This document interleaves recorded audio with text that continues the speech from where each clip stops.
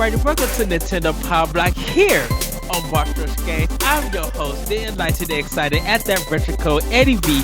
Joining me is the Celestial Brush herself, Mrs. Celeste Roberts. Hey, I hope you guys had a wonderful tricky day. Yes, it is the insightful indie master himself, Mr. Dan Murphy.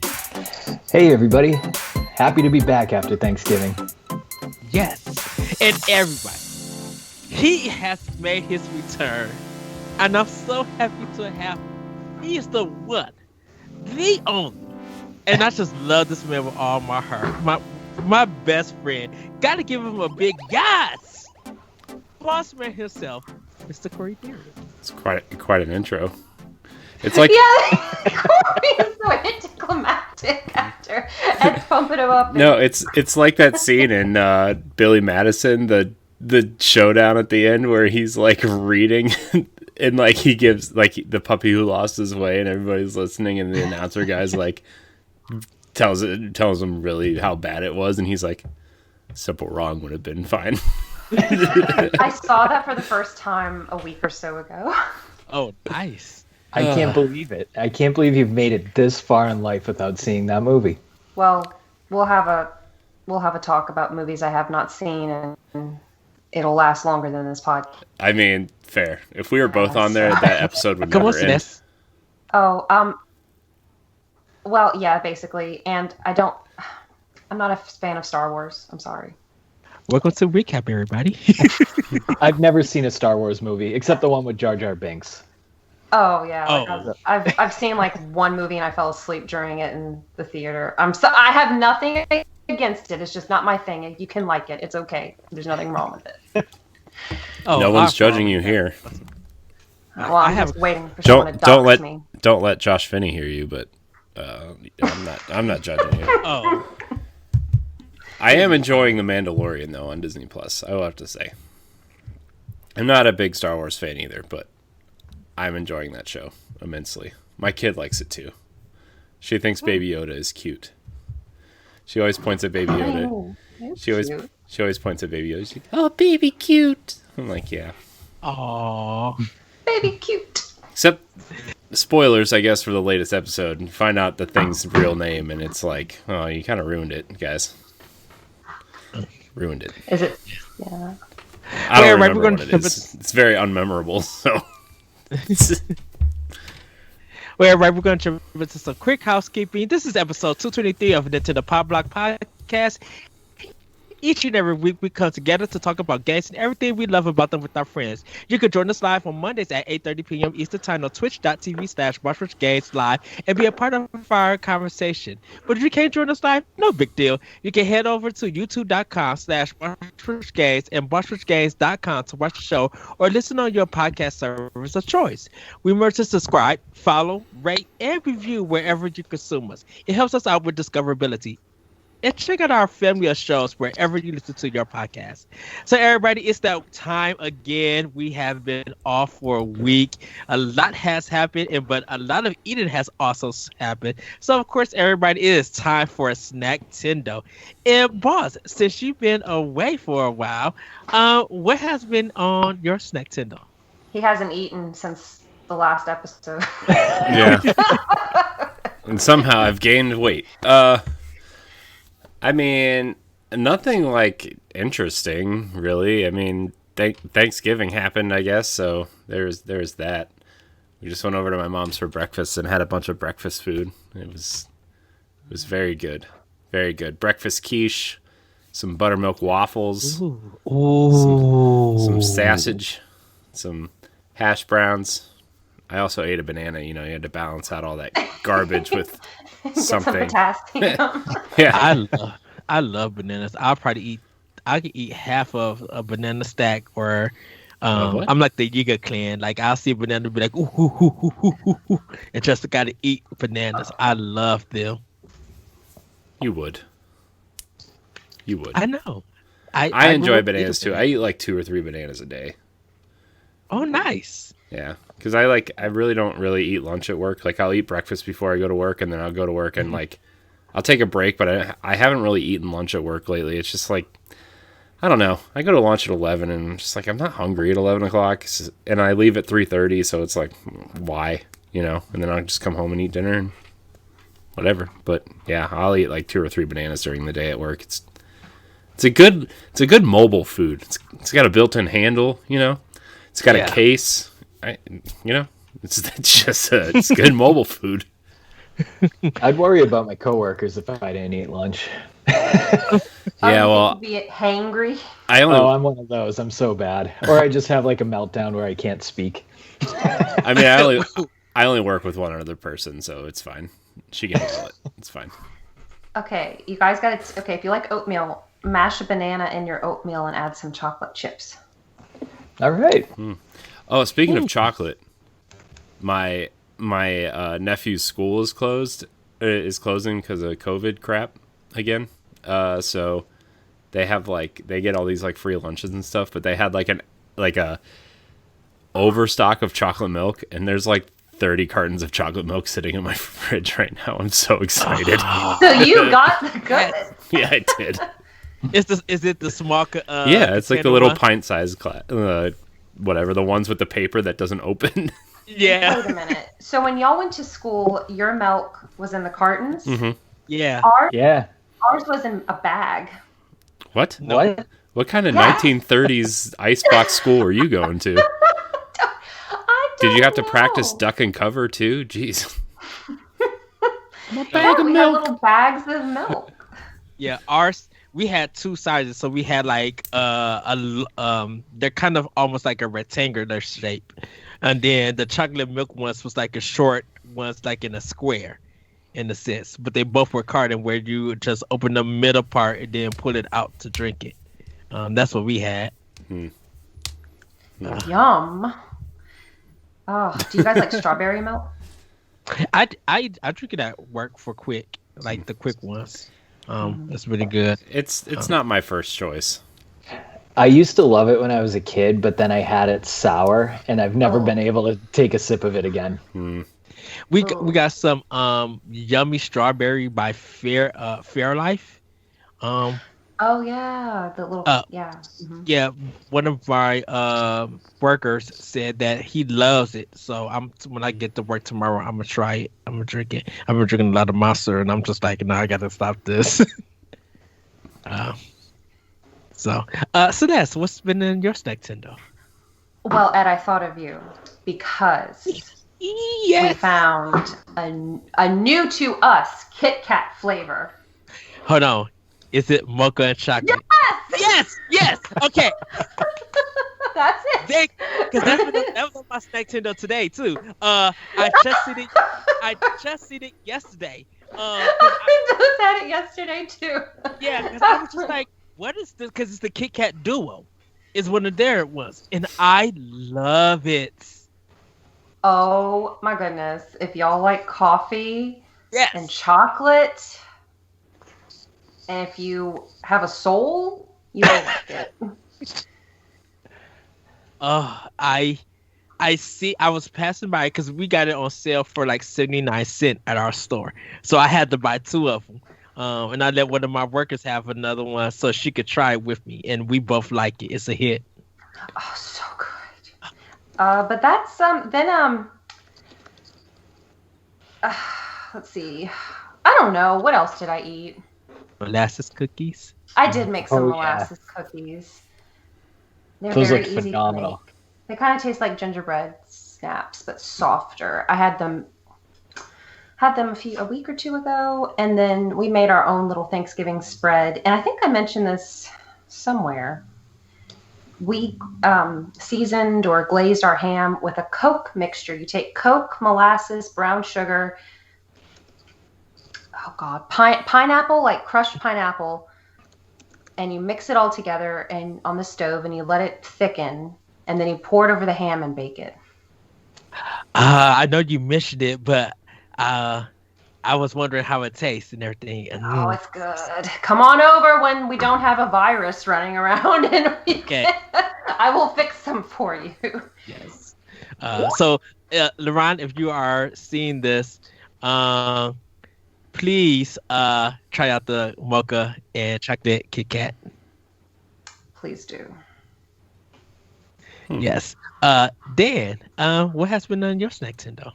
I was excited for this one because I had enchiladas with Thanksgiving dinner. Yes. Yeah, Ariel made some homemade New Mexico enchiladas, which are slightly different than enchiladas that you'd think of. So it's like you kind of fry all the tortillas. It's almost like a lasagna, and they use green chilies from New Mexico. You can only get them there, and tons of cheese. It was my favorite part of Thanksgiving. Yes. I was waiting for the pictures. I was just like, I'll send it to you right now, Ed. yes. Because I know you mentioned, like I said, I know you mentioned it, and I was just like, Dan's supposed to have his enchiladas. And I was just like, I know he's just in heaven right now. Like he can't even he's just like, I can't even be online. I got football. I got my food. I'm good to go. Dan, I'm so jealous. I think I'm gonna date your girlfriend. Okay, I don't know what to say. I don't know either. I just want her to make these enchiladas for me, and then I'll give her back to you. Sounds good. I mean, technically, you don't really have to date to get enchiladas from somebody. You could just be their friend and be like, "Hey, friend."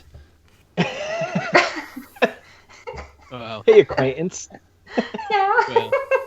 So that's already know I'm trying to marry her grandmama or kidnap her. So well, those are two extremes. Yeah, this is like that's. Scenario. Here's one end of the spectrum. Here's the other. It's like, how do you get from here to? What's happened in the last month, Ed? I leave you in charge. I leave for a month. I'm back. I'm concerned. He's plotting to kidnap my grandma, that's all. Yeah. He's been talking about that for 6 months. It's been going on for a while. Yeah, just waiting. But and that cheesecake, Dan. Oh, yeah. Ooh. That was good, too. That was real good. Made me angry because I was not eating it. Yeah. That's probably what I'll do after this. I'll have some of that cheesecake. Thanks. I know LaRonda's probably just like, Dan, you son of a... If it wasn't for this fitness. Well, for me, I have had Snickers new fudge brownies. Snicker bar, it just came out also with the Kit Kat Duo. They just released it. Pretty good. It's not that bad. They got it in the small square ones, like the creamy kind. They have that, so it's not an actual full bar of it. But it's really good. I really thoroughly enjoyed that. Like I said, I have some monsters. I didn't have my Hawaiian bread and forgot the sweet potatoes and yams for Thanksgiving. But everything else I ate, and I caught the itis, and I blacked out. And literally, because I had been playing Spider-Man. I had played Foregone. I was playing a whole bunch of stuff, and I ate that food, had like 4 cups of eggnog, and disappeared into darkness. So 4 cups of eggnog. Wow. Oh man, yeah. I think it's Southern Hospitality or something like that. Southern Comfort. Oh, Southern Comfort, yeah. Yeah. I've never had their eggnog, and it was smooth. I think I prefer theirs now over Dean's eggnog. And no, I didn't have no liquor with it. I just had the regular eggnog. Man, and that it was so smooth and so good. I was just like, I need to buy some of this. Just keep it in the fridge. But everybody, that has been our snack Tendo. Yes. I do have one more thing for that. Sorry, go ahead, Sorry, I know we need to move on. No, I'm sorry. no. I had for dinner on Thanksgiving. We had authentic Italian stromboli. You told me that. Nice. Mom makes that. Yeah, but my mom didn't make it. They bought it for us from somewhere. My parents bought it. There's a place by my parents' house called Carlos, and they bought it, put it in the freezer, and they just gave it to us. And they're like, "Here's your dinner." I'm like, "Nice." It was a little small though, I have to say. But also, I'm a large person and could probably eat the whole thing. But in 12 bites. Yeah, look, man. Look, everything. I need a bigger portion. Okay, I just need a bigger portion. I'm a large human being. That's Can't help it. You are a manly man. I wouldn't go that far. I'm a tired man. Oh. But I told Jack, our good friend Jack Burrow, I did try the Pepperidge Farms gingerbread. Love them. Love them. And the peppermint, they had some peppermint cookies. The Milos, I think that's what it is. That one was really good, but the gingerbread ones, I'm probably gonna buy some more tomorrow at work and drink it with some milk. It was so good. My stomach is gonna be upset, but I don't care. Them gingerbread ones was just like perfect. Like they had a great snap to it. Sweetness was like just balanced. I'm like, oh, sell these year round. Don't make this just for Christmas. I love some good gingerbread, and hopefully LeRon, I know I keep calling on him. Hopefully he sends me the Loft House cookies, and I can't wait. I'm so excited. he's not. He's just gonna eat them all himself tomorrow on Crossroads, because he always brags about how he works out, and then every time we get on Crossroads, he's got this giant bag of snacks that he's crunching on before the show starts. I tell him that's a boss rush staple. You're supposed to have snacks. And then he turns around and complains that he's not losing any weight. I'm like, well, I'm just putting the pieces together here, LeRon. LeRon is getting buff. You got snacks. Where he balances it out. He works out so much. I think he can eat a few calories here and there. But Ed, you could make some gingerbread cookies any time of the year if you wanted to. Or those molasses cookies. Yeah, there's yes. Speaking of cookies, my mom and her friend are doing their annual cookie bake next weekend, and they are baking hundreds of cookies for me. And how many are you going to be sending me? None of them. They're all going in my belly. No, you're supposed to send me a bag. We'll see. Probably all be gone. No, you had to send me a bag. We got them iced cookies. We got those fudge covered Oreos. That's all I eat. There's like 1,000 other types of cookies, but let's be honest, I'm extremely picky, and those are the only two that I like to eat. So, please, boss. Nope. One of my friends said he wants to listen to the podcast live while we drive. While he drives, not while we drive. While he drives. I'm not driving anywhere right now. Right. So, everybody, we're gonna jump into our game fact events, and then take it away. I got just a really quick one that I thought was pretty funny.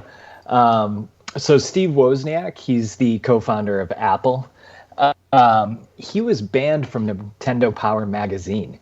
He they had a section of it called High Score for their games, and he was always the high score in Tetris, and they stopped printing his name because they didn't want to print his name over and over every month.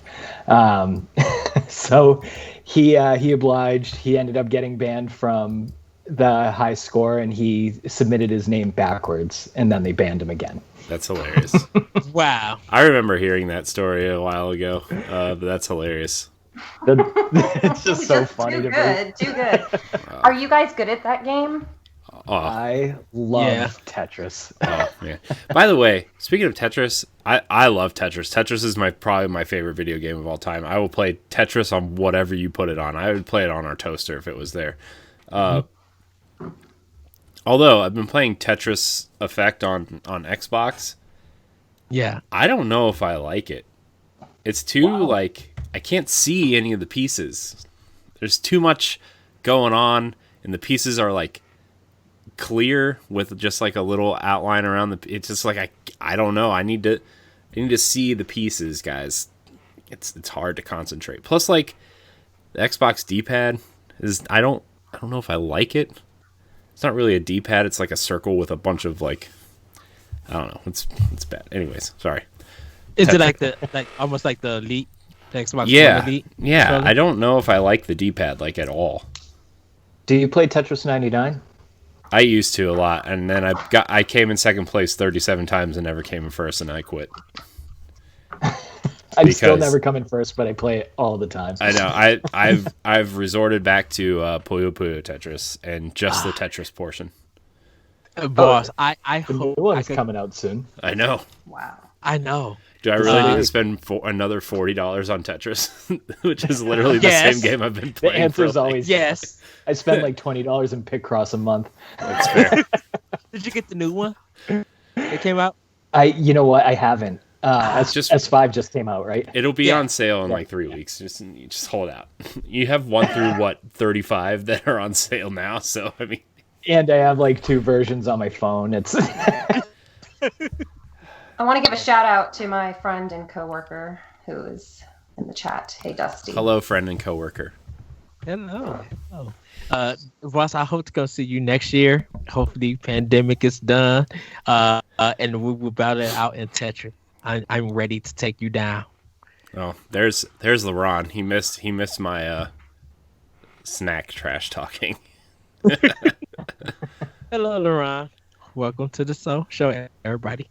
Well, that's cool. That it's so funny that you mentioned Apple, because with that happening, and then Nintendo putting a Super Mario Run on the Apple product, like that's so weird. With that, but everybody, we're gonna get into Femi news. Yes, and boy, what the heck happened last week? I mean, what happened today? Let's be honest.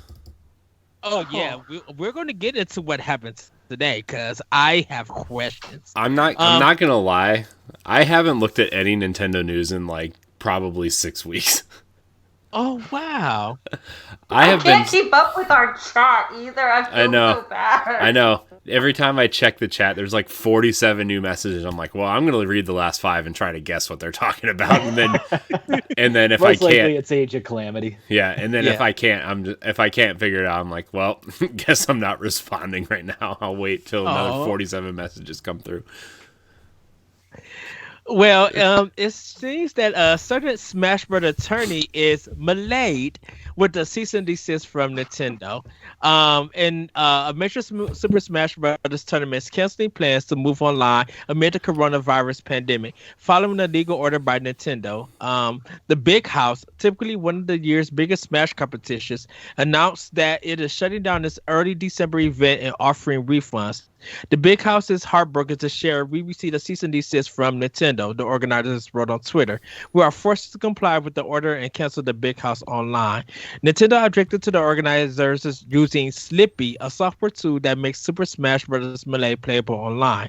The 2001 GameCube title is a mainstay in competitive Super Smash Bros. And translating its hyper-fast-paced gameplay from as in-person tournament requires unofficial modding. And they put it up there with their Twitter, what they said. And I'm not going to read, you guys can check it out. Some people already know the story about it, but we have seen Nintendo do this before. Even when there's fan makes of games and Pokemon Uranium and stuff like that, Nintendo will put out a cease and desist order, which is their right. But Nintendo's getting a whole bunch of hate from the Smash community and other gamers. And so I want to ask you guys, when you heard this story, what did you think about it? And do you think Nintendo was in the right, or should they just had not paid attention and let this happen? I mean, their intellectual property. Yeah, I mean, look, I get that like Smash is a very popular game and they want Nintendo to support it, and you know the way that Capcom supports their fighting games, and you know the way that like Evo happens and a bunch of companies support their games to be there, and Nintendo doesn't really support Evo or fighting games in general because like in their mind Smash Brothers is a game for kids and they want kids to enjoy it. And out of all the fighting games, I feel like Smash actually has like the most toxic environment, especially Melee, and all that stuff that happened, like 6 months ago, a year ago, with like a bunch of Melee players being like terrible people. And I just think Nintendo wants to protect their IP from the toxicity around this game because in all fairness, it is kind of like a kid's game. So, yeah. Well, and they use illegal technology to make this happen. Just like where Nintendo's just like, hey, we got Ultimate out here, and we have that online space that you guys can play it in, whether it's good or not, depending on how your internet goes. I know people have problems with it, but Ultimate is supposed to be the current Smash games that people are supposed to be leading. First of all, they were charging folks for this tournament, and Nintendo don't like that. First of all, you're not going to try to make money off of their product. But second of, but really, it's just like you said, Corey, protecting their IP, and I think Nintendo was in the right for this because if anything can happen, and then players or something goes wrong, players are going to be blaming Nintendo, even though Nintendo did none of this stuff. It's CYA. It's all CYA. So I don't know what side of the fence I stand on with this one in particular, actually. I know that Nintendo had asked the Big House to stop doing it. They kept doing it. And then that's when the cease and desist came. It wasn't like Nintendo just ran up and slapped a cease and desist on him. And I know Nintendo wants to wash their hands clean of all the stuff that went on with Smash players in that big community. And they don't, I that's why you don't really see Nintendo as part of this like esports gaming scene with Smash Brothers. But the thing is, the Big House always did this tournament in person with Melee, and the mod Slippy has rollback netcode, which is what like even modern games like Mortal Kombat 11 is using. Even Mario Kart Tour is using rollback, where it's basically online is predicting the next move, and it just it comes out for really smooth fighting online against somebody. Now, given that we're in a pandemic and people can't really go and play against each other in person, I feel like this is the one time they could have just said, you know what, we'll close our eyes on it. But that's just me. So again, I'm on both sides of the fence here. I think Nintendo, I wouldn't get mad at Nintendo about this, but at the same time, it's like, come on, guys, let this one happen, Yeah. Well, go ahead. I was just going to say, we have the chat is on fire. My friend and coworker and Laurent are in there, and Laurent is making some good points to go along with what Dan is saying, and also what Ed and Corey are saying. The game is no longer in print, and the console it belongs to is defunct, says LeBron. And there are always cover charges at tournaments. I mean, I can see both sides to it. I don't want to be their legal team. Well, this is my thing about it. Like I said, well, if you can't do Smash, do some other Melee games or other fighting games that no Smash one Ultimate. really. That's the thing. Just play Ultimate. Yeah, and the thing about it, I'm just like, okay, Sony PlayStation guys, PlayStation All Stars, go and learn that game and do it. Sony's not going to care about it. Go do Killer Instinct. Nobody's really playing that for a tournament. Or some of these indie games that do the Smash kind of style games. You have other options to play other games to do this. Well, the thing is that like Nintendo isn't even really mad about the tournaments. Like if they just used Ultimate Online, that's fine. They get pissed off when people mod their software, right? And that's what the issue is. And if you literally go on Google and put video games cease and desist, you will see a whole bunch of other companies doing cease and desist for various games, and nobody say anything about that. Yeah, but a lot of modders end up getting like great jobs out of this, right? Like Ed, I think you and I were having a discussion about the guy who made another Metroid 2 remake or whatever. Yeah, that they got absorbed into Moon Studios and got to make Ori and the Will of the Wisp, which was like a really cool story, and that came out of a cease and desist from Nintendo. Like that was a cool project, and now he has a cool job working at Moon. So. Yeah. Sonic Mania was all modders. That's exactly right, Dan. We had talked about that last week. Yeah, so they took a bunch of people who modded Sonic games themselves and actually put them together and had them create a game. Mm-hmm. Yeah, and Bethesda welcome modding before they had their little confusion. But like you can see stuff like modding on PC, like PC games. A lot of people or companies don't really say something about it. They kind of encourage it. But if you know that Nintendo don't play around with this, don't touch their stuff.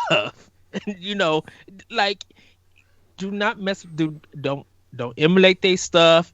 Don't try to do illegal copies and sales of their stuff. Like, we got stories of them suing and winning for copyright infringement and everything. So if you know Nintendo's gonna come after you, and don't play around, don't play with their stuff. Yeah. Well, our Boss Rush Twitter group chat was on fire after this, and then we also started talking about how apparently,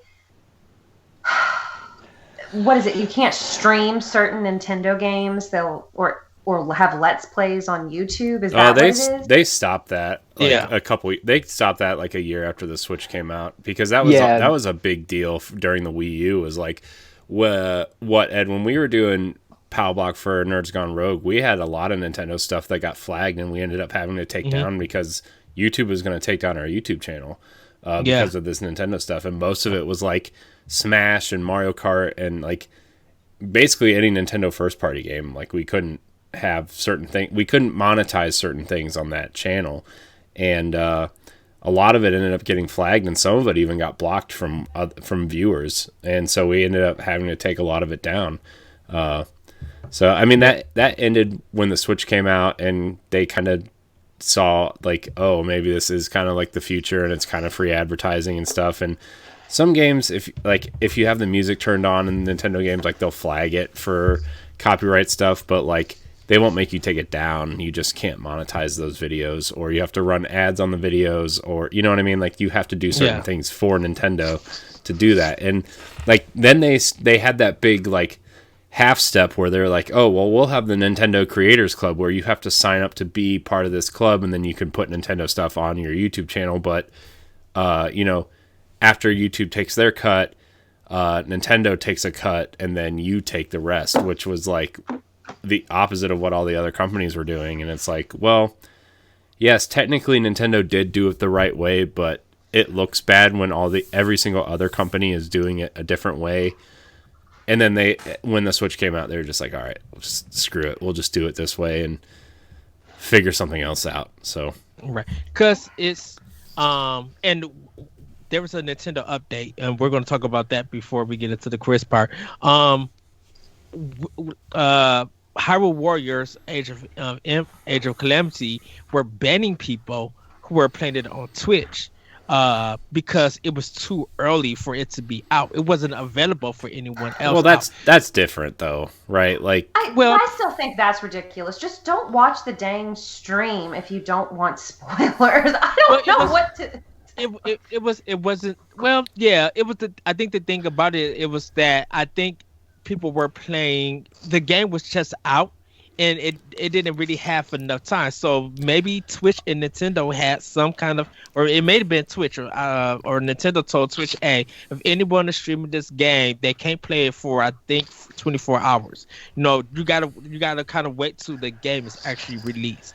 I mean, that's a lot of Japanese companies though. Sega is like notorious for that too, with Persona and like any of the Atlas stuff, and even some of the Sonic stuff with soundtrack stuff. Like, they'll hit you with those flags. It's not like Nintendo is the biggest outlier because they are the biggest company that does this, but also like Sega does it, a lot of Japanese companies do it, and like, you're seeing stuff now with licensed music. Like, that's the big conversation right now too, is like, how do we get to play games on Twitch without getting takedown notices, right? Like, that's such a huge thing, and that's with like Forza. That's a big thing with Cyberpunk, is like, it has if you're going to stream the game, you have to check a box that says these are the songs and the music and the licensed stuff in the game that we think will get you taken down. So if you check this box, we will take it out of the game while you stream it. Did CD Projekt Red do that? Or? Yeah, that's what I'm talking about. Like, yeah, CD Projekt Red did that for Cyberpunk. Okay, because I think that did that story come out today? I think no, it came out like 2 or 3 weeks ago. Because I know there was something about Cyberpunk was trying to find a fix around it or a way around it. Yeah, that was their fix. It was like, hey, here's all of our licensed music and sound effects and soundtracks and stuff. If you don't want to get taken down off Twitch, you better check this box, because this is the stuff that'll get you taken down. Yeah, because I just seen the story like today, so I didn't get to read it. I'm just reading the chat while we're talking about this. Celeste, my blood pressure is going up. Well, there's so many companies, and yes, it's a lot of indie companies because they would like their games promoted through streams, but Nintendo is still getting their money. They have made their dollars, and they are making free, like, so much more money than these technically streamers. All this stuff is like illegal, right? But like the companies are looking at it as like it's literally free advertising, right? Like it's free advertising. It's marketing. That's marketing budget that you don't have to account for. And it's like you get some of these bigger streamers, even some of these smaller streamers that want to do something, right? And like you playing these games and you have an audience. Like, okay, what if someone who's streaming the game has 100 viewers in their chat, and 15% of those people decide to buy the game because they're watching this if they are on the fence? That's 15 extra copies sold, and you multiply that by like 10, 20, 30 people, like that's 10,000 copies right there that you're like, oh, cool, neat. Look at all these copies I sold, you know? I know that happened a lot with Mario Maker 2. A few streamers I knew were streaming that game, and people were popping in and sharing their levels, and people just ended up that like followed that streamer ended up just going and buying a Mario Maker 2 so they could pop in and share their levels on it. Yeah. And like you mentioned, Corey, like with Nintendo, like this is more Japan than America. Japan has the final say in everything. So if America would be cool with it if Japan says yes, but if Japan say no, yeah.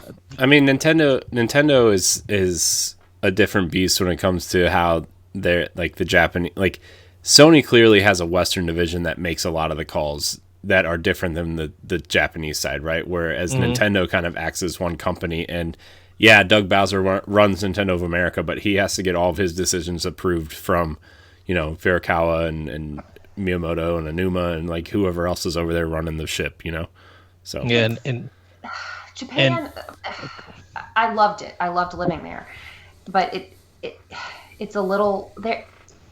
And every culture has its thing, right? They are a little set in their ways. They're very traditional with business practices. So I'm eager to see what new generations might do. And then if let's say your Switch Pro idea does happen and Nintendo gets into Twitch or YouTube streaming, I would prefer them to do YouTube streaming, not Twitch. And they create their own Switch system, streaming system where you could actually switch stream it and people could watch it.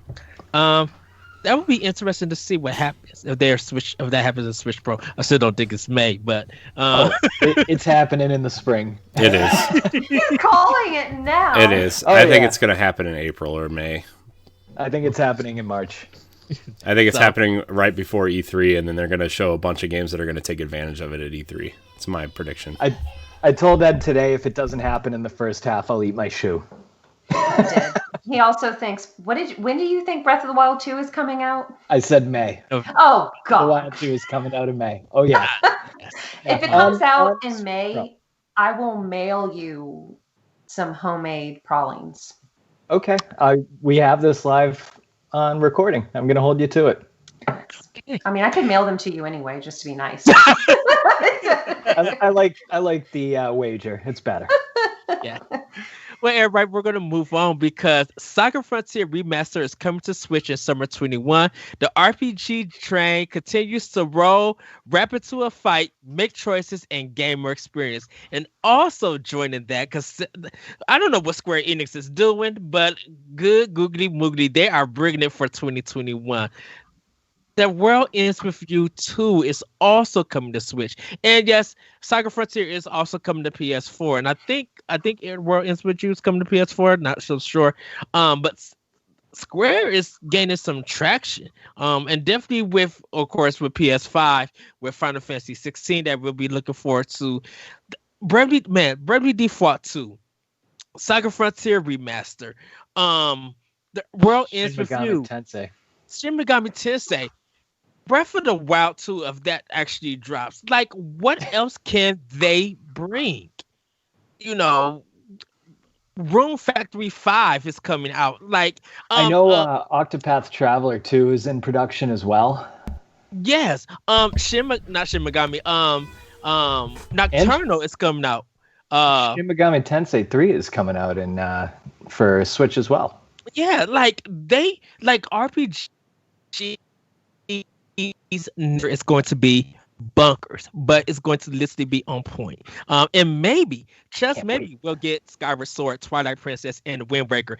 Please, come on, Nintendo, give me Skyward Sword, and please give me Twilight Princess, and please, please, please, I will pay $60 without no problem if Wind Waker comes. Like I told, do you think Corey they come in I a bundle? pre-order this. Do you think they come in a bundle, or do you think they sell them separate? I don't know. It's hard to say. I mean, are those games bigger than the Mario 3D games that just came out? Yeah, I would say so. Here's I bet they sell Wind Waker and Twilight Princess together, and they sell Skyward Sword separately. I bet they have three. I bet they have 3 Zelda things. I bet they have an Ocarina, Majora's Mask collection. I bet they have a Wind Waker, Twilight Princess collection, and they have a Skyward Sword separate. I want them to do like a DS collection because I've never played any of these handheld ones like Oracles or Four Swords. Yeah, no, like you name anything on a handheld system aside from Link's Awakening. Can I get the remix of the Capcom ones? Can I get like of Oracles and what was the other one? Ages. And Seasons. Yeah. Oh, go ahead and just do them in the Link's Awakening art style, and just give me Link Between Worlds and Link to the Past together. Like I'll repay $60. Like literally, well, Link's Awakening art style is only going to be in that game because I don't know if you've guys beaten it, but the ending. Yeah, but Capcom used the same graphics when they did Oracle and Ages after Link's Awakening from Game Boy, so they could use the same thing, or actually put them in a Minish Cap art style. I would no, take I that. want Link's Awakening. I like the Link's Awakening art style a lot. Oh, well, you know that the hand drawn Link for that is very similar to the Oracle Link. I'll take that. Celeste. If you remember, had his little sideburns. Although there was that rumor floating around earlier this year that A Link Between Worlds was going to get a Switch port. I will pay money for that. That's a good game. That's a good game. Yes. And so everybody also be ready next year. We are doing our History of Zelda 3-parter to celebrate the 35th anniversary. Get ready for that 35-hour episode featuring Edward Varnell and a bunch of starving, sad people. You really think it could be just 3 parts? Oh man, I feel like it. Well, because the thing about it is that the first part would be like the side games, the second part would be the handhelds, and then the third one would be the main games, and we'll keep them under an hour and a half, and just run through something because it's mostly just seeing what that game was at that time and what our connection, our history with it, and what we loved about it, what we disliked about it, and go from there. Because we're the CDI games. Probably none of us play. I can't touch any of that. Where are those remakes at? I'll take those. Ooh, you know what? Someone actually did remake the CDI. I know. I saw that. Feel bad for that person's heart. I love the animations. Link's like rolling his eyes. And the king is holding this goblet.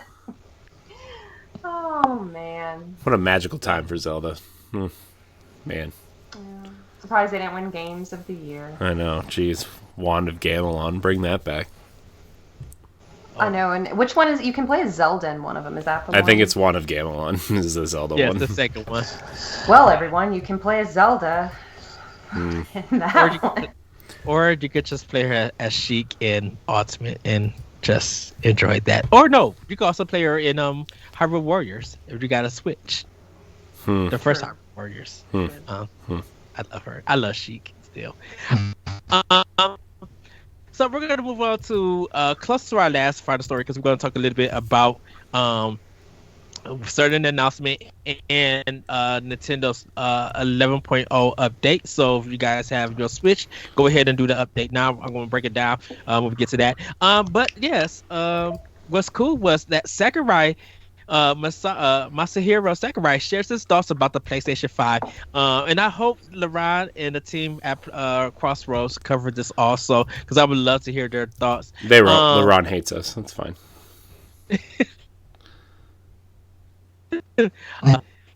He actually has a bi-weekly Famitsu column, and it ended up got it translated for it.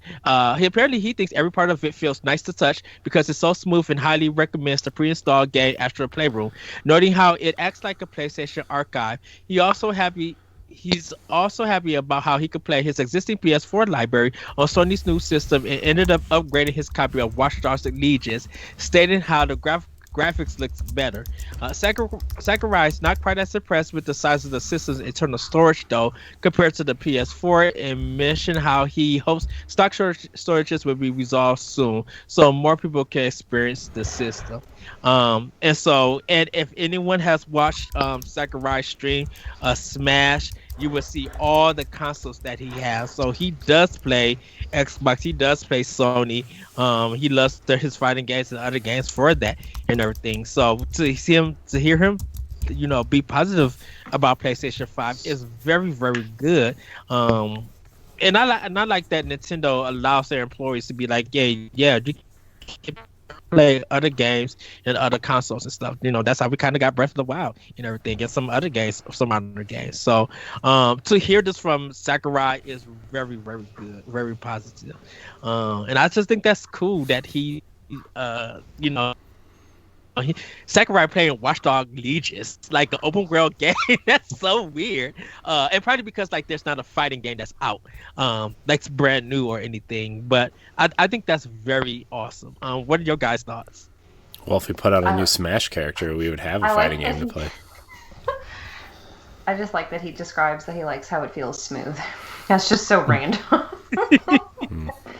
Do you remember I think it was the Min Min announcement where I think that was the first one where he did from his home, and he had that awesome setup in his living room. I was like, that guy is a gamer. Like, he absolutely loves playing games, so that's not surprising to me at all. Yeah.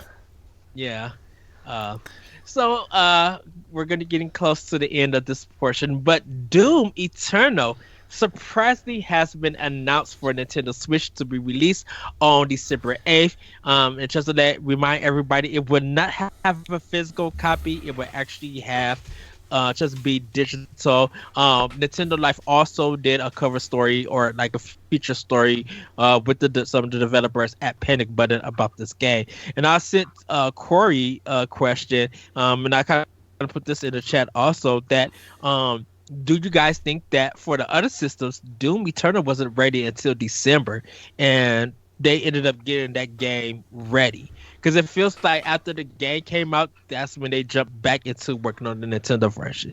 Well, I feel like it was supposed to come out in November of last year, and then they pushed it to March. I feel like I was reading a little bit of the interview, and the Tech 7 engine is built for the Series X and PlayStation 5 and next-gen graphics cards. And, it's like, yeah, okay, Doom runs great on the One and the PS4 and the whatever. I don't know. LeRon, help me out in the chat. I don't know what you PC nerds are playing on, but it's like getting that the first game to run on Switch was something of a miracle, right? And then Wolfenstein 2 and Youngblood were two other games that nobody could believe were even running on Switch, let alone playing well. And I think Doom had that big standalone thing come out. I feel like that was their priority. And then after they were done with that, they started funneling everything into this Switch port. And I think that's why it's coming out so late, is because they know a majority of their sales, right, are coming on the other consoles and PC, right? They want those high frame rates. They want those amazing graphics. They want all the guts and blood and textures and whatever else you want, right? And the Switch version is going to be the game where people just want to play it on the go, right? Like, they've probably a lot of these people are probably going to double dip. I don't know a lot of people who are just going to buy this on Switch and this is going to be their main version, right? If you have Xbox, if you have Game Pass, it's on Game Pass, right? If you have a PC, it's been on sale 1,000 times since it came out, right? It's just like, I feel like the Switch version is it's more of like a showpiece of what Panic Button can do by porting games down to the console. And then we're gonna sell like 3 million copies of this, right? I think Doom Eternal will do well on Switch. I don't think it's gonna do gangbusters. I bet it sells less than the first game did on Switch. It's a weird time too because all the other platforms are selling it at like a super discount price. Yeah. Yeah. Well, when Animal Crossing, like I said, trampled it, and then even though I'm happy that they got a release date, Cyberpunk is going to kill it. If people who haven't brought it, so it's just like it's bad look that this game is being released. But I know a lot of people who are playing it on Game Pass thoroughly enjoyed this. Some people, when they did play when it come out, they just feel like, oh, it's good, but it's just more Doom. I know. Oh, go ahead, Corey. Oh, I was gonna say. I mean, like, I feel like the people who played Doom Eternal already played Doom Eternal. It's the Wii U third party problem again. I feel like as much as I'm glad people are supporting the Switch with third party games, like it's late. It's too late. Ubisoft at least is releasing Immortals at the same time as the other consoles, which I actually think I'll probably get it on Switch because it's so much like Breath of the Wild that I'll just be able to play it and sit on my couch and play it or whatever. But like, I feel like some of these other companies, it's too late, unless it's like a 360 or PS3 or early, Xbox One, PS4 generation game that they're porting down because, we can put this game on Switch and maybe squeeze a couple more dollars out of. Doom Eternal is a new game. Like, people who wanted that game already bought it. I feel like that it's going to suffer because of that, Like, who was waiting for the Switch version of Doom Eternal? I think people when Bethesda had that conference and said that it was coming for all platforms, I think people were prepared to get this game physically, just like they did when the 2016 Doom came out for Switch. Yeah, but even Doom when it came out for Switch and Wolfenstein when it came out for Switch, you still had to download like half of the game. Like, you could not play that game without connecting to the internet because you had to download the rest of the game.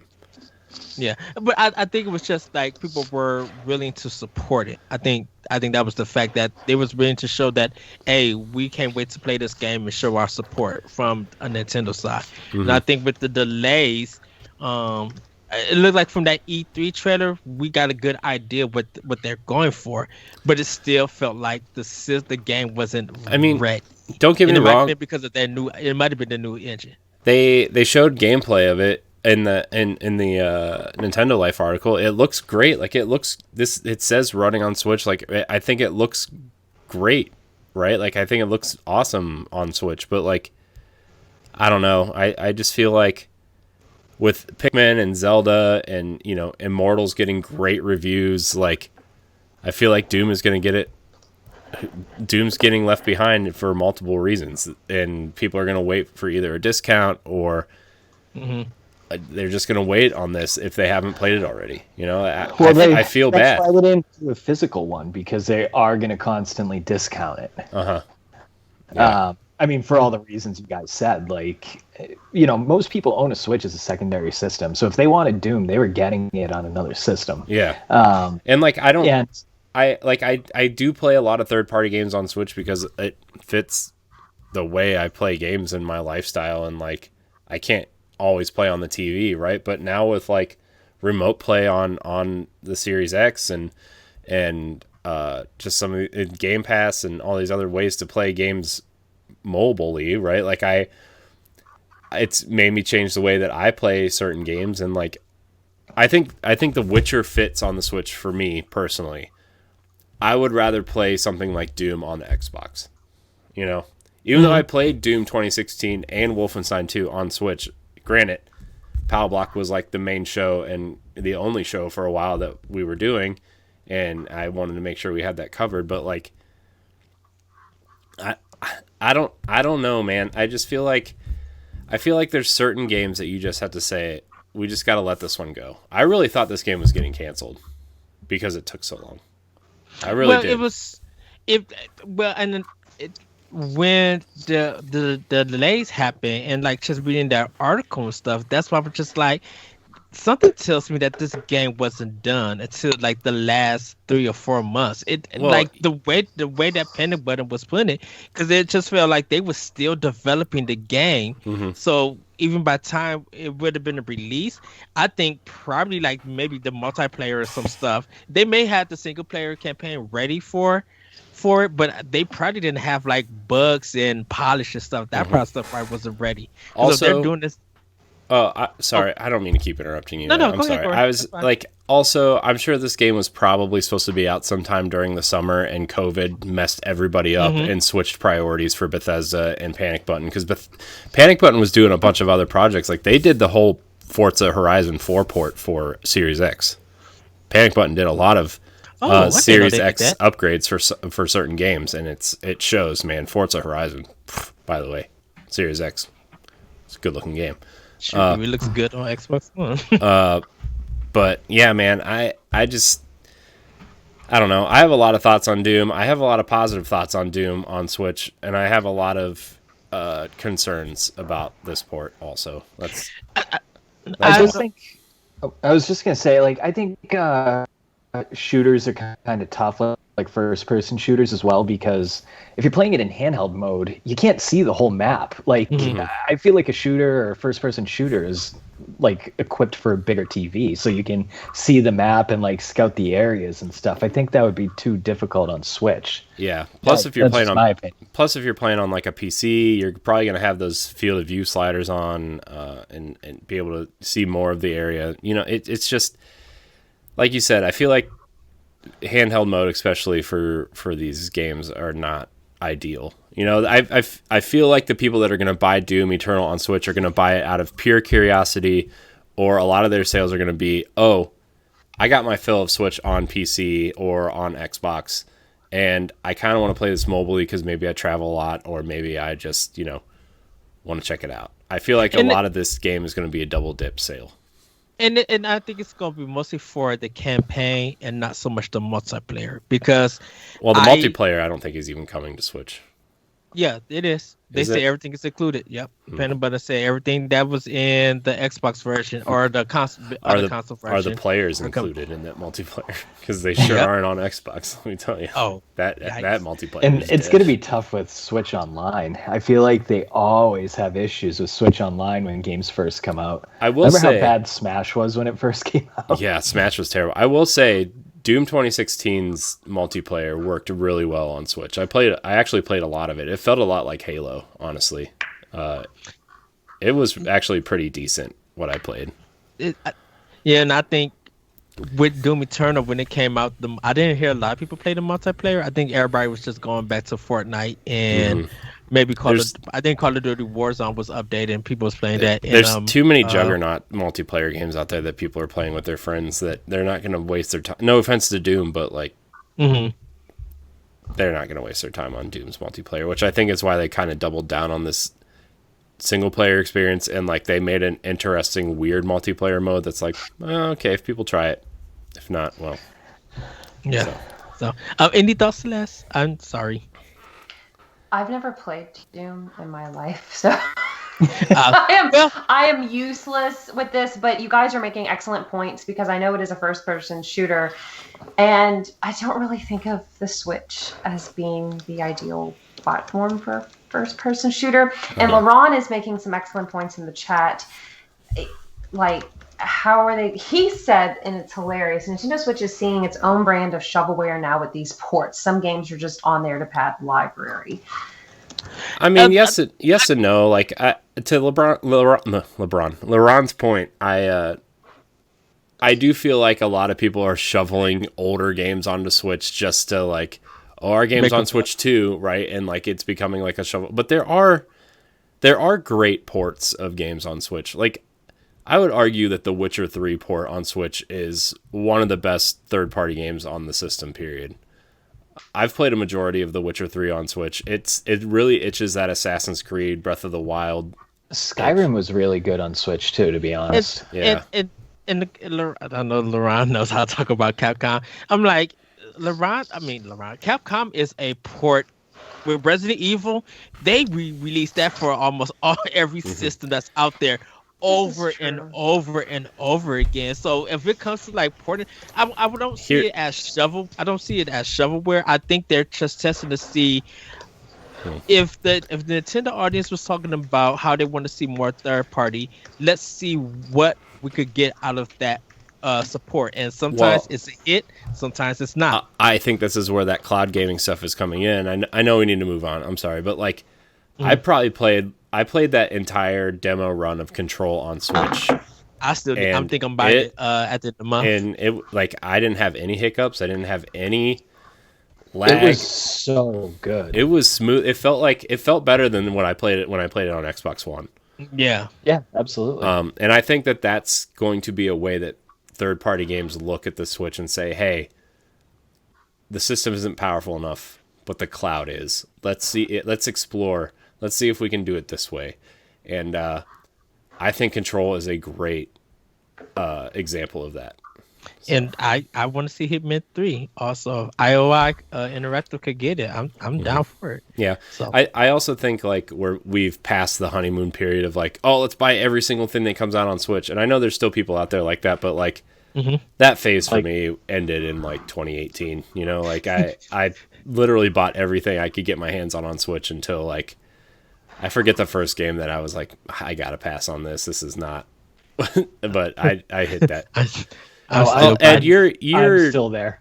Yeah. Well, I think Dan, you're in a different situation because you travel a lot, and I feel like you play the Switch in a lot different situations than we do, right? And Ed, you're just I don't even know where to start with you. Oh my gosh. Ed walks in a GameStop and he just says, "I'll have everything." Yeah. I'll take your finest video games. Only on Nintendo, though, please. Yeah, only on Nintendo. Which is funny. It's that Will Smith meme where he's like, but it's just pointing at the Nintendo section. But LeBron knows this, and Jesse knows this. Everybody knows that when I go to GameStop and I buy anything used, it's always Xbox or PlayStation. When it's Nintendo, I literally buy it. If it's digital, I'll buy it digital. Or if they sell it at the store, I'll buy it from the store. I do not do use for Nintendo at all. Yeah. So, but we're going to quickly get into this version 11.0 update. If you guys have your Nintendo Switch, you guys can do it. They have Nintendo Switch Online has been added to the home menu. This is a one-stop place for all things Nintendo Switch Online, so you could like sign up, get some information. They play also Tetris 99. Yeah. yeah. You can now use the Save Data Cloud feature to automatically download backup save data onto another system. This is useful for folks who like to play on multiple systems. For example, if you own both a Nintendo Switch and Nintendo Switch Lite system, members can turn on automatic downloads by going to the system settings, and they'll have directions right there. The trending feature has been added to users' pages. If you're wondering what games are trending with your friends, be sure to check it out. You can quickly send screenshots and gameplay videos taken by the picture button on your controller to your compatible smartphone. So a smart device, they break that down. And speaking of transferring screenshots and gameplay videos, you can now connect your Nintendo Switch to a computer with a compatible USB cable, copy screenshots and gameplay videos to the computer. And then you can also celebrate the 35th anniversary of the Super Mario Brothers series with user icons of Mario from past games in the series. And so you guys could do that. Everybody's still hoping. One last thing, you can now select Brazilian Portuguese as a system language. Hola. Thank goodness, man. I need my Portuguese. Ed, you know why they're doing this cloud transfer? Because Switch Pro is coming out in March. Yes. I'm gonna say April is when the Switch Pro is coming out, because everything is like ending in March, right? All the Mario stuff is ending in March. They're getting that Switch Pro ready for some Metroid, some Zelda 35th anniversaries, maybe some new Fire Emblem. That Monster Hunter game's coming out soon. New Fire Emblem. Just saying. I can't even think about it. Well, the Fire Emblem Shadow Dragon and the Blade of Light is already on my system. It's just waiting for release. That game is rough, by the way. Oh boy. That first I Which can't one? wait to play it. It's so bad. Yeah, it's bad. It's not good. Let's just say we've come a long way in 30 something odd years with Fire Emblem, and I will play Three Houses again. By the way, Oh, wow. I haven't started or anything, so but everybody, that has literally been our Femi news. And now it is time to get into our doc mode, which I gotta say, and I'm so excited. This is our first ever Pow Block Clubhouse featuring the Elite Block Agents. wow, Yes. this is terrible. I regret my decision coming on the show now. No, you must stay here. I know. David, is that Ooh, game that was over a- yet? Scariest I've ever heard Ed sound. I know. Oh, Scary. wow. Yes, everybody, this is our quiz show. I am so excited. Dan, Celeste, and Corey are here with their buzzers, ready to answer some questions. So it's going to be broken up into 3 sections. We're going to get into our first section, and whoever gets the most points will be contestant number 1. The person who gets the second amount of points will be contestant number 2, and whoever gets the least amount of points will be contestant number 3. You lose. You're out. And then you would get your own individual questions, and then there will be This sounds like a lot of work. final question. Yes, it's a lot of work, but our winner will receive a $10 eShop card, and one of our listeners who is connected to that winner will also win a $10 eShop card. So, are you guys ready? No, but I'm gonna try. Let's do a buzzer matchup so everybody knows. Can I whose partner up buzzer with someone goes on to the who. panel? Can I just No, LaRon and I are tag teaming. Oh, no, thanks, Eric, you guys Celeste. have to get off Appreciate of Twitter. that. You guys can't be on Twitch. Oh, I can't be on Twitch right now. No, you Dan But- cannot be on Twitch. You I cannot have. I have to be. I'm running the live show. You just can't look at the chat. Yeah, just Right. open a new window.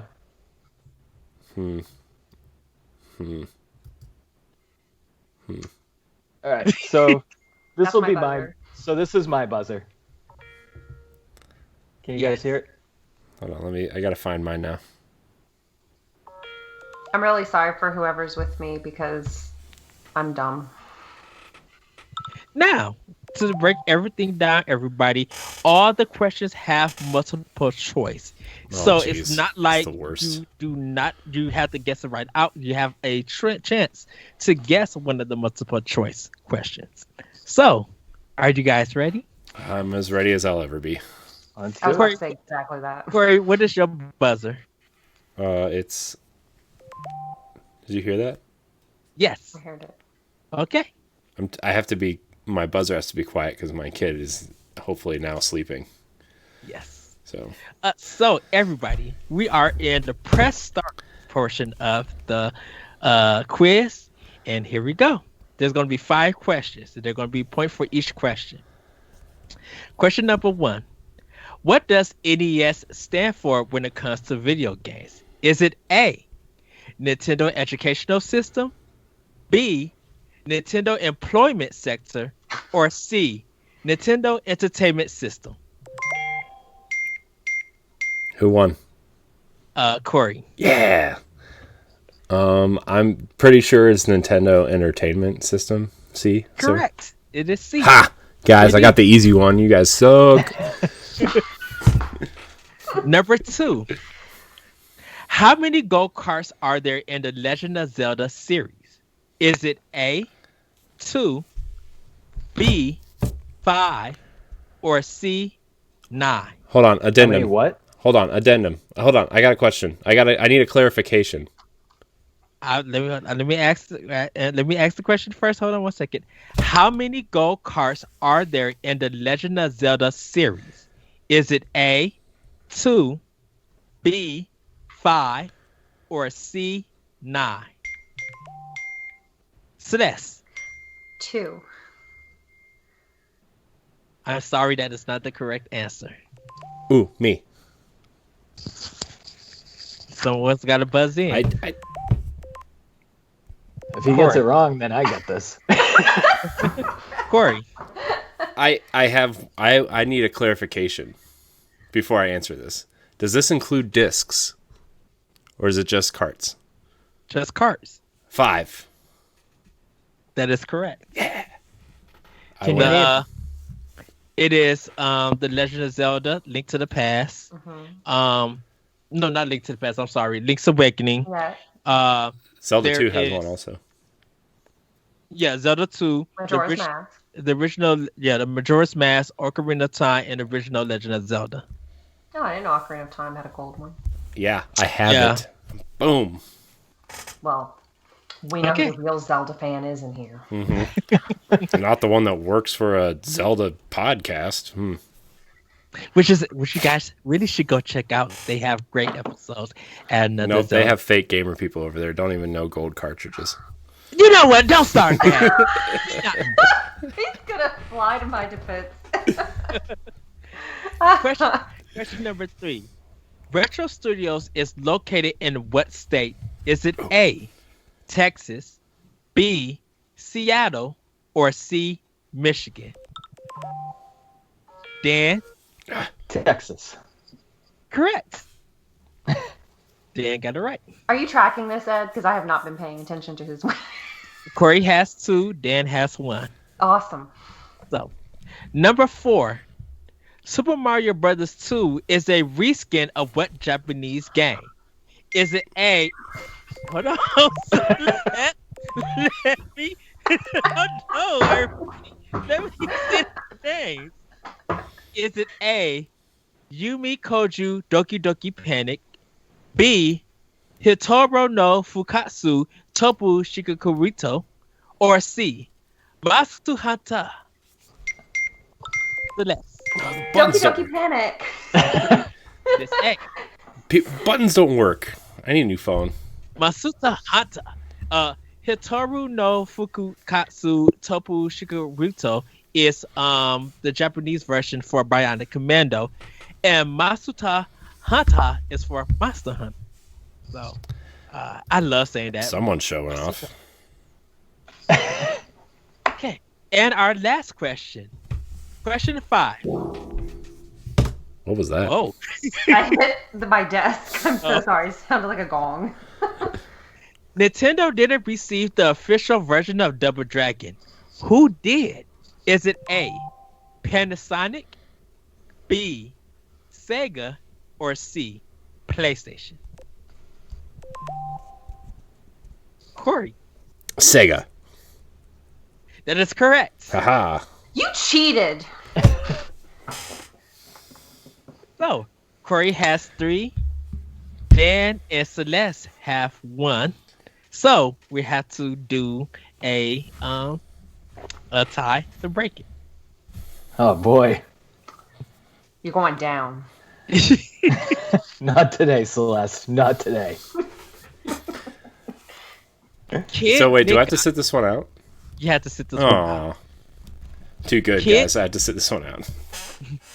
Kid Nick Eye was developed by who? Is it A, Data East, B, Irem, or C, Square? I don't know what that is. Kid Nick Eye. It's not Square.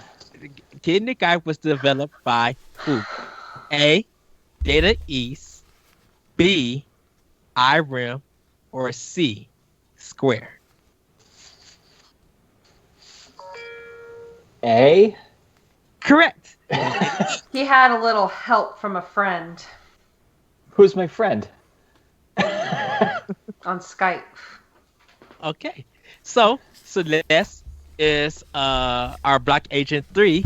Dan is our Block Agent 2. And Corey is our Block Agent 1. So we're going to get into the second round.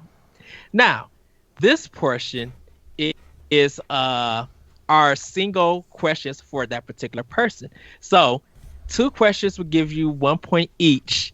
The second to last question, you can get a point, but also 2 bonus points if you get the question correct. And you get the second part of that third question with 2 points. So it's 1, 1, 1 plus 2, which make 5 points. So Celeste, since you are up first, Dan and Corey, you do not have to answer for it. Now you can look at Twitch if you guys want to check the chat for Celeste's portion, but when your portion come out, you cannot check the comment section. So you ready, Celeste? Yes. And you don't need the buzzer for this one. Oh, thank God. It didn't even work. Shovel Knight was developed and published by A. Yacht Club Games, B. Digital Devolver, or C. Tengen.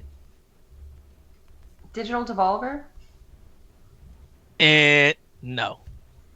It was developed by Yacht Club Games. Oh. Shovel Knight. Okay. You still got a chance to come back. Brain Age, Train Your Brain was priced at what when re-release? Was it A, a free pack-in, B, $24.99, or C, $19.99? It was repackaged? Because I played it. Oh gosh. I repeat the question.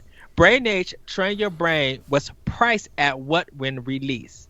A, a free pack-in, B, $24.99, or C, $19.99? It was free? And no. It was C, $19.99. It was $20 when it came out. Our last question. 2 companies came from Konami. Who are they? Is it A, NEC and Hudson Soft, B, Way Forward and Trade West, or C, Ultra and Treasure Games? A. And I'm sorry, Celeste, it was C, Ultra and Treasure Games. Hudson Soft was brought by Konami, and NEC is the company who made the TurboGrafx 16. So you did not win any points that round, but you are okay. You still have a chance to win when it comes to the final portion.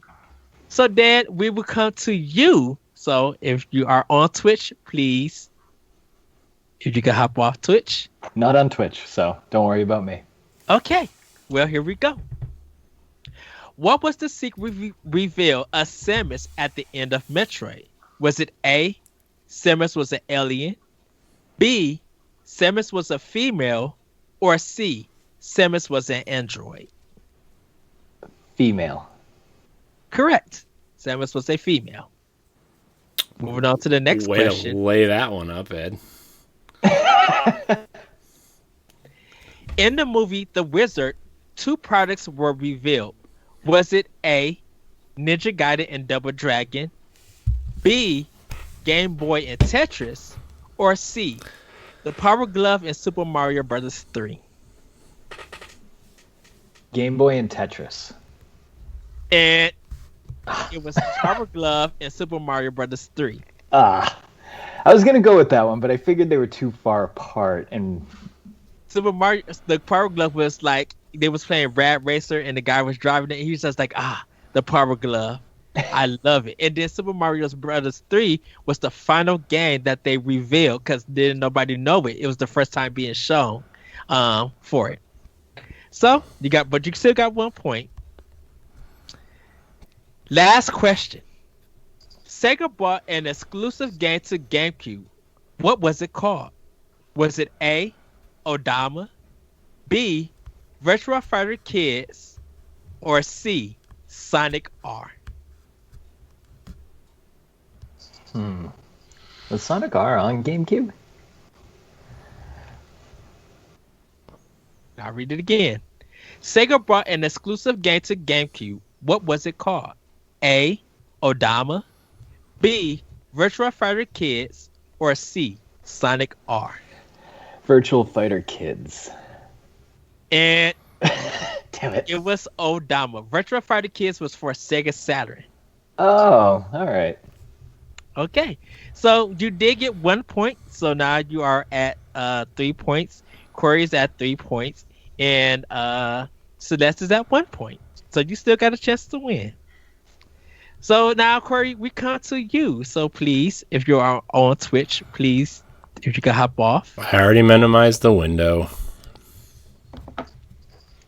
Thank you. It sounded like Eeyore saying that.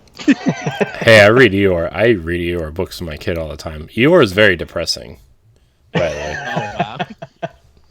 Especially the time when Pooh brings him an empty honey pot because Pooh ate all the honey out of the pot on his way over to give him that for his birthday. Man, that was depressing.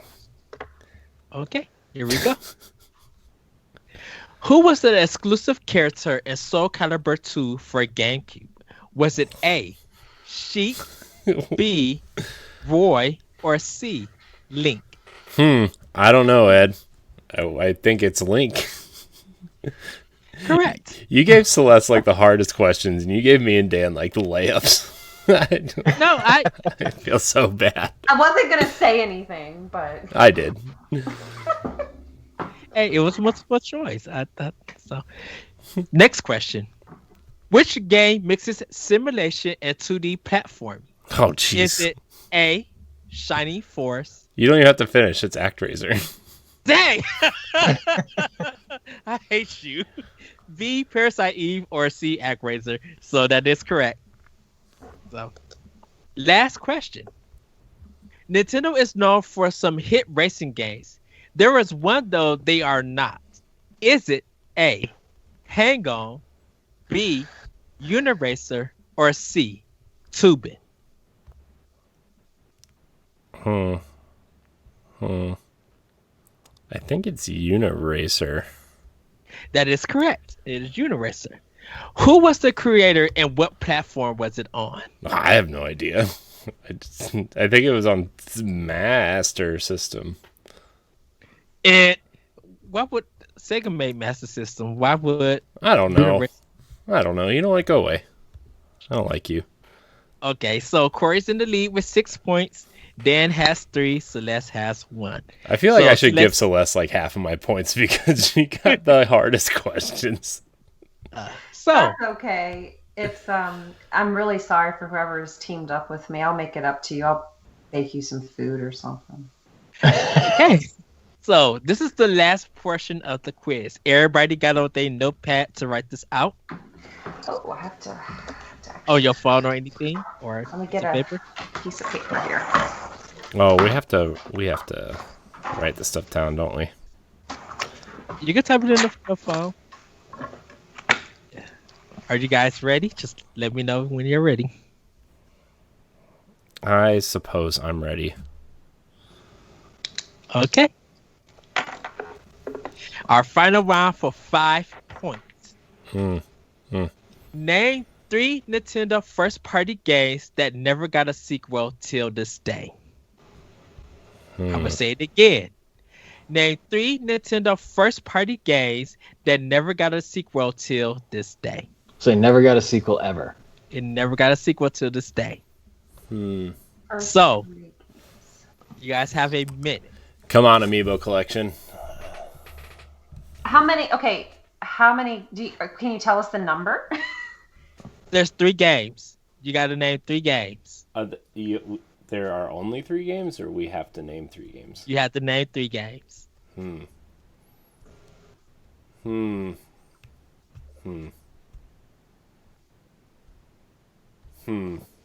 This. Oh, this is a tough one. Yeah, I don't know if I know the answer to this question. Hold on. Maybe I do. Sequel at all, or sequel just on? It Nintendo never got a platform? the game came out and it was only that one game. No sequel at all. No side game. Nothing. What? First part. Question. What if it's a first party game, but it's licensed, and there was never a proper sequel published by Nintendo, but somebody else published a sequel or a prequel? No, that does not count. It has to be a Nintendo first So party game. these characters are only seen in one game ever. What? Hold on. It's only Hold been on. in one game. Question. Another question. What if this game was published by Nintendo and somebody else purchased said company who developed this game and remade the game, but the game No, that never does got a not sequel? count. That does not count. What do you mean it doesn't count? Which way doesn't it count? It has to still be with Nintendo. They can't have. They couldn't have remake it or anything on any other platform. This is literally Nintendo first party. I don't like this. I want you to know that I am pulling things out of my booty right now. Not literally. That's that. I wonder if LeBron got There's it. that OnlyFans Without looking promotion again. Wow. Okay. Not so subtle promotion. Hold on. All right. You Hold on. guys No, ready? I'm not ready. Hold on. I'm still thinking. I need You one have more. 20 seconds. I need one 20. more. 19, 18, Don't count. You're 17, disrupting my 16. concentration. 15, 13, 12, 11. It's been past a minute, so. 5, 4, 3, 2, 1. And that is it. Pins down. Celeste, what are your 3 games? I wrote down 5. Oh, you came up with that many? I was struggling to come up with 2. We're not doing the list yet. Well, Okay. the problem is I can't recall if some of these are first party games, so I'm probably wrong. Okay, I wrote down Billy Hatcher and the Giant Egg for GameCube. And Mr. Nuts for Super Nintendo. no. Ice Climbers for Nintendo Entertainment System. Yes. Balloon Good Fight one. for Nintendo Entertainment System. That's 2. Nope, it got a sequel for Game Boy called Balloon Kids. I have it. Are you making this up? No, I swear to God. And my last one, Wrath of the Black Manta, Nintendo Entertainment System. No. So you only got one first party. So Black of the Wrath Ninja is a third party game. Sega made it, but Nintendo is not first party for Nintendo. So Sega just made it for Nintendo GameCube. So I'm sorry, Celeste. You came up with 1 point, but thank you for playing. We send you love and hugs and everything. Dan, what is your 3 answers? I had Excite Bike. And Really? Yeah, it got a sequel on Nintendo 64, and it has 2 spin-off games, Excite Trucks and Excite Box for Wii. yeah. Way off. And Conker's Bad Fur Day. That's what I was asking you about, Ed. If because Conker's Bad Fur Day got remade for Xbox when Xbox purchased Rare. That's what I was asking. It did? Yeah. Yeah. It also has a Game Boy game called Conker's 12 Tales, and it's a Game Boy game. Yeah. So I'm sorry, Dan. Does not count. You did not make it. Even if I did count that game, it didn't make. Look at my knowledge. I sound like Ed. I need to stop. I'm sorry. So Corey. All right, I came up with 4. Ice Climbers was 1. Eternal Darkness was 1. Nintendo Land was 1, and Diddy Kong Racing was 1. Congratulations. You did name all 5. So I only named 4, so They had the Banjo Racing on Game Boy Advance. yeah, you could. I was thinking of Eternal Darkness, Codename Steam, and oh yeah, Codename Steam. Guys. Eternal Darkness. Yes. Sorry. So Corey came out with 11 points. Dan came up with 3. Yeah, Dan came up with 3 points. And Celeste came up with 1. But thank you guys for playing. The person who is attached to Corey will receive $10 in eShop card. And Corey, you will receive your eShop card of $10. So I got paid to be on this episode, guys. How about that? So you guys can go back onto the Twitch um, Uh, channel and check out the chat. by the way, Hopefully, Celeste, you clearly didn't have your Twitter chat open because I was giving you the answers to all your questions. No, because I'm a good little Southern belle, and I don't cheat. Corey. I'm sorry about your Twitter chat then, because it's just spammed full of answers to the questions I'm just asking you. I'm gonna open it tomorrow morning and be like, "What the?" Why did Celeste only get answers? What about me? She was losing. You're not supposed to be cheating. I had a handicap. I wasn't cheating. I was helping. You're not supposed to help the other contestant that's on the show. Well, if it's any consolation, I didn't even know he was doing it, so it was pointless. Literally pointless. So yeah, I'm gonna wake up at like 5:30 tomorrow. I'm gonna open Twitter. I'm going to look at my messages, and I'm gonna be like, "What the bleep is Corey talking about?" Then be like, oh, we have to do this. So, yes, everybody, that has been our first ever Pow Block Clubhouse quiz show with our elite block agents. Guys, thank you for doing this. I'm so excited that I finally got to do a game show portion on the show with you guys. Congratulations, Corey, on winning. That was fun. Good idea, Ed. Yes. It was fun. It made my day a lot better. Yes, and I didn't want to do it Jeopardy where everybody think, because some people might be like, "Oh, that's unfair." He's spilling. Like, no, some of this stuff is a quiz show, so I want to make it easier for you guys for it. So hopefully you guys who are watching this episode or who are listening, hopefully you guys can figure out the answers and enjoy it. We will be doing another one, so I cannot wait for you guys to check out that second one. But we're going to get to the last portion of the show, and that's playing with power. So Corey, since you've been gone for so long, what have you been playing with power? I mean, I haven't really been playing a lot. I played the first couple hours of Age of Calamity, which the game itself is like, it's fine, but the story is like really hooked me. So I'm like all in to finish this thing. I mean, I was gonna finish it anyway because it's Zelda, but it's like it's been nice to have that kind of thoughtless game because I've been playing a lot of Destiny and like grinding out this garbage for Destiny and trying to build a raid ready character and try to find all like masterwork all my gear. It's been nice to have like this other game where I can just smash A or B or Y and just like take out thousands of guys with one hit. And I'm like, yeah, this is fun. So that's all I've really been playing. There's nothing like exciting.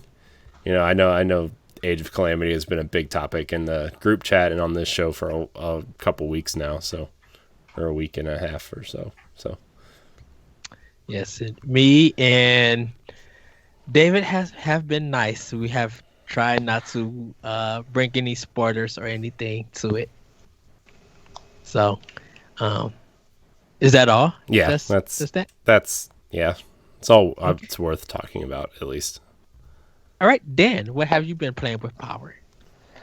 I've been playing a lot of Age of Calamity. I'm in the middle of chapter 3 right now, and it's a little overwhelming with how many side quests there are because I'm one of those people who wants to just complete everything. Mm-hmm. It's a cool game. It's like you guys know John Cartwright. I think he's not on Game Explain anymore, but he tweeted, he's like, it's so weird being nostalgic for a 3-year-old game. And that's exactly how I feel with like the sound effects and the characters. And it's really cool to like scratch the surface of the champions' personalities and story. And it's really cool. So I'm enjoying Age of Calamity right now, even though Warriors style games aren't necessarily for me.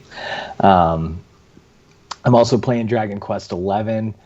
I gave that game a second chance a little while ago. I'm glad I did. I just got to a cool plot twist, so it's a lot of fun. And a lot of Tetris 99. It's that one game I can just play over and over and over and keep trying at. So Tetris 99 will never die for me. Yes. Celeste, what are you playing with Power? Not as much as you would think for having a week off last week, but I've checked Animal Crossing every day. I actually, to relax, I picked up Happy Home Designer again. That's like the game that never ends. If you guys remember it, it's an Animal Crossing game where you get to design people's homes, and sometimes they have goofy requests. Like someone told me, "I want to live in a garbage can." You make everything a dump, so it's really fun. It's not just these elaborate actual homes. Sometimes they want to live in a construction site, so it's a lot of fun. Dan, I thought of you because I started 3 houses. I picked the Black Eagles. Yes. And I died in the first Mockbot battle. Did you do it on hard or classic? This mode they have. Nice. To be fair, I did too. The mock battle is actually pretty tough, especially with the Black Eagles, because they have like the slowest characters. So the mock battle is always going to be like really tough, especially if you hadn't played before. Yeah. Golden Deer is I always recommend Golden Deer for first time players. I feel like that's I always feel like the Golden Deer is like, I guess if you were to have like a quote unquote canon story, I feel like the Golden Deer is like what everybody considers canon for Fire Emblem. Yeah, and it's kind of it has like the best viewpoint of the story that happens in the game. Dang it. To not get into any spoilers, but I think if you play Golden Deer first and then like Black Eagle second, then you get kind of a full experience there. I picked the Black Eagles because they had the most attractive looking characters. I know that's how I picked it. I'm not gonna lie. These are aesthetically pleasing characters. Well, somebody's got to romance Dorothea, and it's not going to be a blue boogaloo guy. You know, it's got to. I don't know. They kind of remind me of that band with Josh Homme, the Eagles of Death Metal. He's the front man for Queens of the Stone Age, and I like Queens of the Stone Age, so I picked the Black Eagles. I don't know, but after I lost that mock battle, I think I literally said out loud, "Oh, so this is how it's gonna be." On the easiest mode. It's hard. That game is hard, especially like the last quarter of that game. In the last battle is just like. It took me a whole week to finish that last battle because it was so difficult, and I was kind of under level because I was kind of powering through it, and I was like, I can do it. I just got to be smart, right? And then I just no, it was not good. I've been playing it on maddening mode, and it's getting real tough. Is it maddening? It was. The mock battle was. LaRon says, Dan, I gotta say, I'm enjoying your recommendation of Fire Emblem. Celeste, let Dan know I said that. Awesome. LaRon will talk some Fire Emblem soon. Cool. I'm glad he didn't listen to the 3 months of episodes that I was just pouring all over that game. Thanks, LaRon. And we picked the same house because we're cool. Black Eagles it's a good house. Actually, I think it's like the worst house. I think is. Did Celeste ever? Thank you, Dusty, my friend and coworker. Did Celeste ever get through the Resident Evil remakes? No, because I am a little weenie, but I watched Let's Plays so I could find out how different they are from the originals. Because he and I talked about them because we're big into the lore, and he beat them early on. Well, let me jump in. I'm playing Cottrell and the Millionaire's Conspiracy. This is Detective Layden for Switch. It's kind of one part of the Professor Layden series. Playing that, really enjoying it, getting through the puzzles. Finished Foregone. The update has happened, so there is a new game plus. So I'm running through that. Was getting my tail handled by the boss, but when I learned the patterns and everything, I ended up being it and thoroughly enjoyed it for it. It's kind of like on my Game of the Year nominations. I really enjoyed it. Finished a game called Legend of the Skyfish. It's like 45 levels, small kind of dungeon levels. It's almost like a Zelda game. Easy not platform, easy like way to get through the mazes, and you only fight 3 bosses. So it's not really long. It's probably take about 2 hours to get through. Finish Hyrule Warriors Age of Calamity. Wow. Soundtrack is probably, it got a nomination for best soundtrack of the year. Gameplay, story, like it really gets you emotional into this game. I put the controller down. It was just like, I love this, and now I'm more. And everybody who's finished the game has jumped into playing Breath of the Wild. Yes, everybody, I will be finishing Breath of the Wild. I know. And then I did say in our Twitch chat, our Twitter chat, that I said I got to finish my list of 2020 games and Breath of the Wild. So I am going to be working on that. I'm glad that I got Age of Calamity out. There's a lot of side quests that I need to do, but I'm going to put that on hold and getting back into Breath of the Wild. I hope you beat it before May when Breath of the Wild 2 comes out. Well, maybe I'll pick up Age of Calamity by then. I'm hoping to get it around Christmas. I am definitely playing Breath of the Wild again after playing Age of Calamity. It made me miss Breath of the Wild so much. Me and David, we were having our chat, and we think, well, what happens in Age of Calamity with some certain things is probably going to be in Breath of the Wild too. Like, and when you I say, if anyone who has finished Age of Calamity, or when you finish it, watch that Breath of the Wild 2 trailer, and it probably would change your perspective. I still agree with you, Corey, that I think we're still going to get 3 games. Celeste, I think there is a possibility of what we talked about when it comes to the Triforce. So it's going to be entertaining.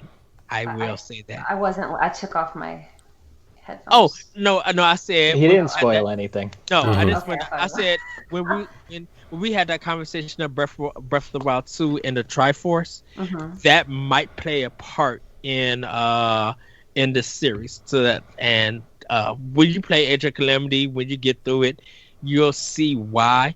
But it won't be anything too big with that.